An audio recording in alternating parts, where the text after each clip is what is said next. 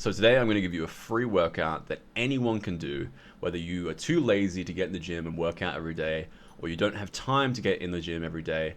This will be perfect for you, and it's totally free. So you're too busy or too lazy to get in the gym, or likely both.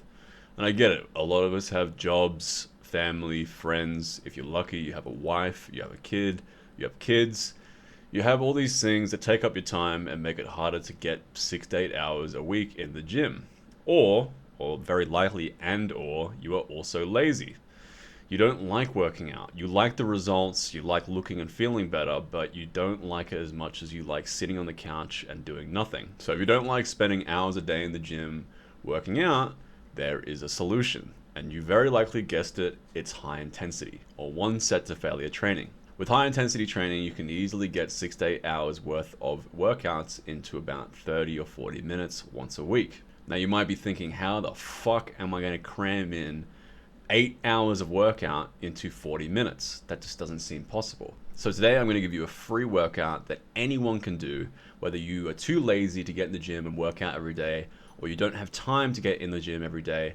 This will be perfect for you, and it's totally free. Now, this workout is very easy to follow, and as I go through the video, you're going to quickly realize why you can get everything done that you'd normally do in 6 to 8 hours in about 40 minutes. So to start, I'm going to quickly explain the reps, sets, time on attention, and how to progressively overload. And then I'm going to get into the exercises. So first, on every single exercise, it's going to be exactly the same. So you would start every single exercise with a warm-up set of 10 to 15 reps of relatively light weight, just to get the movement pattern down, to get the synovial fluid moving, and just get generally somewhat warmed up. You won't need to warm up too much, as I'll explain in a second. You would then follow up with a single set of 8 to 12 reps to absolute failure. Every single movement is going to be 8 to 12 reps to absolute failure. And you're going to do every single rep with a 5-second eccentric and concentric, or in layman's terms, you're going to lift the weight up for 5 seconds and then you're going to lower it for 5 seconds. And this is how we cram 6 hours worth of workouts into about 40 minutes. So with a normal exercise on a volume day, you would do, say, 4 sets of 10 reps. And your rep speed would be looking at about 1 to 2 seconds per rep. That gives you a total amount of time and attention of about 40 to 60 seconds. Now, if we slow the rep speed down to 10 seconds per rep, each rep is 10 seconds. If you do 10 reps, that's 100 seconds of full time on attention. That is over twice the time and attention that you would do in the 4 sets of 10 on a volume day, whilst also taking it all to failure. You're also taking these reps in a much safer cadence because you're slowing the reps down and having no shearing torquing forces on the joint, which means you don't have to warm up as long, which for you lazy guys out there, or guys out there that have no time, this is a far more efficient way of cutting time down out of your workout. And then finally, progression is as simple as this. If you get under 8 reps, you simply need to lower the weight a little bit. If you get over 12 reps, it's time to progressively overload. And that's it. Every single exercise follows the exact same principle I just explained. So then the exercises go as follow. We start with a leg press, ideally with a cable machine, that way you can safely fail. But if your leg press machine has a chain on it that allows you to go beyond failure and then safely fail without the weight crushing you, feel free to use that machine too.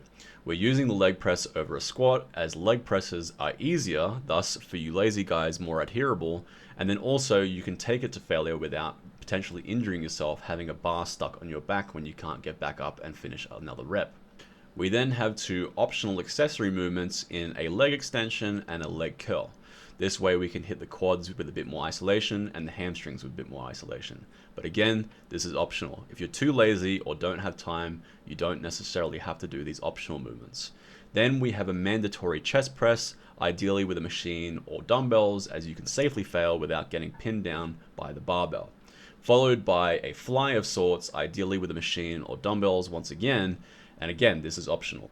Then followed by a mandatory shoulder press, ideally with a machine or dumbbells for safety reasons once again, followed by an optional side lateral raise, followed by a mandatory cable row in order to train the lats, the rhomboids, the rear delts, followed by a optional lat pull down to isolate the lats, followed by an optional rear delt variation to isolate the rear delts, as they don't necessarily get optimal stimulus from pull downs or rows, followed by a bicep curl variation, and then a tricep curl variation, entirely up to you as long as it's safe and easy to do, of which they are both optional as you get decent stimulus from the press and rows and pull downs. Finally, finishing off with a mandatory plank in order to train the abs and lower back through stabilization and bracing.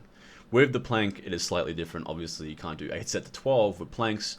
You would simply do a plank until you can go beyond 60 seconds. As soon as you get 60 seconds, you can start adding weight to your back in order to save time and energy for, once again, lazy people. And that's it. You've now gotten a workout that can go anywhere between 10 to 40 minutes depending on how many exercises you decide to take on.